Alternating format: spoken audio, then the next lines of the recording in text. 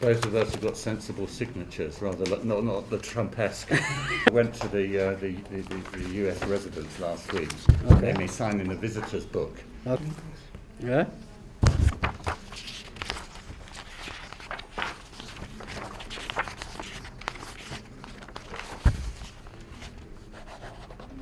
Brilliant. Round of applause. So I was just joking. Light moment. Yeah. Thank you. Should we have a? We can do the exercise. Okay, I'm trying to do Yeah, one hand and. Good. Thank you. Thank you. Yeah, these memorandum of understanding is very easy to do. I thought it'd be a lot of work. Is that right? No. Good. Honorable James Durbridge MP, Minister for Africa of the UK's Foreign Aid and Commonwealth Office in the Department of International Development. Our brother Dr. Christian Roach, DFID Country Director for Ethiopia. Ambassador, welcome. On behalf of the people and government of Federal Democratic Republic of Ethiopia, and on my own behalf, I warmly welcome you and your delegation to this signing ceremony. It gives me a great pleasure to sign this agreement, which are aimed at accelerating our development efforts. First of all, allow me to express my appreciation to Honorable James and your colleagues in the DFID office and our office who have made great effort to make possible the signing of this agreement, namely Land Investment for Transformation Phase 2, Lift Up program, which is amounting to £60 million, and Accelerating Ethiopia's Economic Transformation Accelerate program amounting to £45 million, with a total UK's grant contribution of £105 million.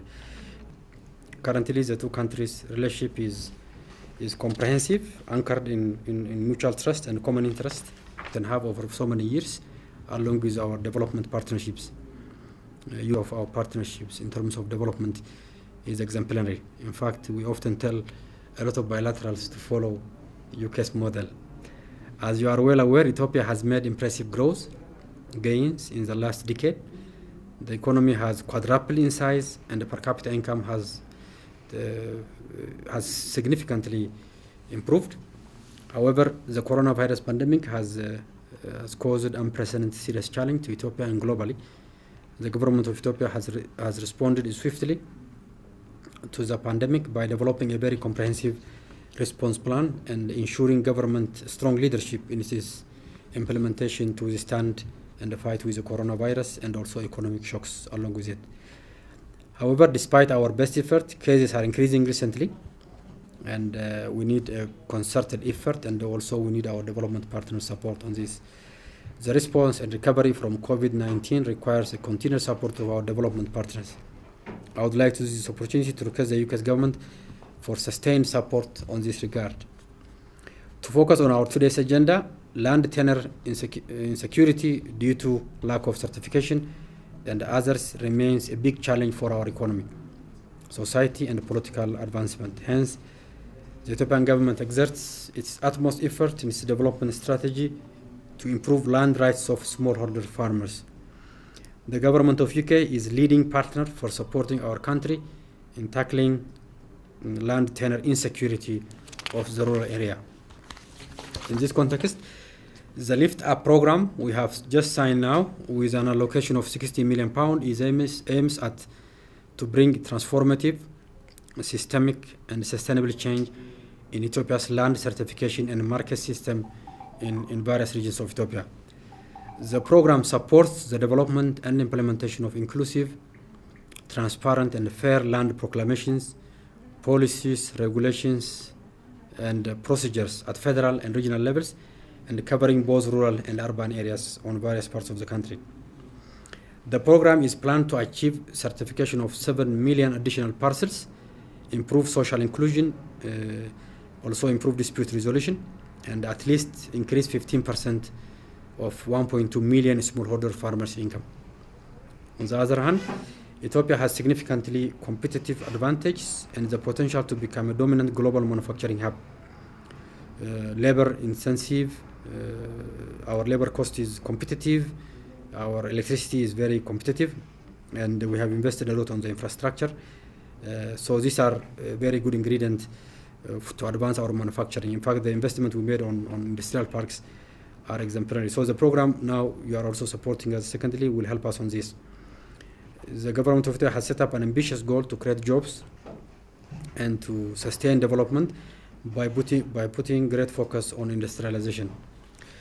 With the grant allocation of 45 million, it aims to improve the Ethiopia's government vision of export-led manufacturing growth through fast-track foreign and domestic investment and in a more sustainable and inclusive manner.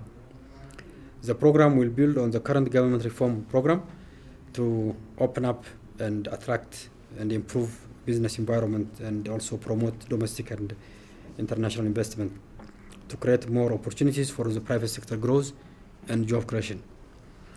It will also capitalize on the current government priorities that focus on small and medium domestic enterprises, SMEs, development and linkage to global value chains. Honorable James, ladies and gentlemen, the people and government of Ethiopia are extremely grateful for the continuous support made by the government of UK to drive our development agenda and move forward. In fact, the signing of this agreement today affirms our strong partnership and signifies the UK's government trust on our development direction. In conclusion, I would like to thank you, Excellency, and your team from both sides who exerted a strong effort to bring these two projects to this stage, especially considering the difficult time that all countries, including Ethiopia and the UK, is also facing because of this COVID-19 pandemic. I would say this is the beginning of a comprehensive journey we have to make together and coordinate and collaborate on our bilateral and regional issues, and most importantly, on our development partnerships. I highly encourage you all to work hand in hand on this important time of this challenge and during to recover from this pandemic. I thank you. Thank you, Your Excellency. And regionally, it's good to sign a memorandum of understanding, the two memorandum of understanding, and I thank the teams that have done work on that over a long period of time. The first obviously being around land reform, a fundamental building block, which you've mentioned the immediate impacts for the individuals, but also the ability to provide security and borrowing longer term, I think is critical to drive further investment. And as ex-banker in Africa, I understand the role of the private sector, so I'm particularly proud of the DFID projects that help with that development. And clearly Ethiopia is a good place to do business.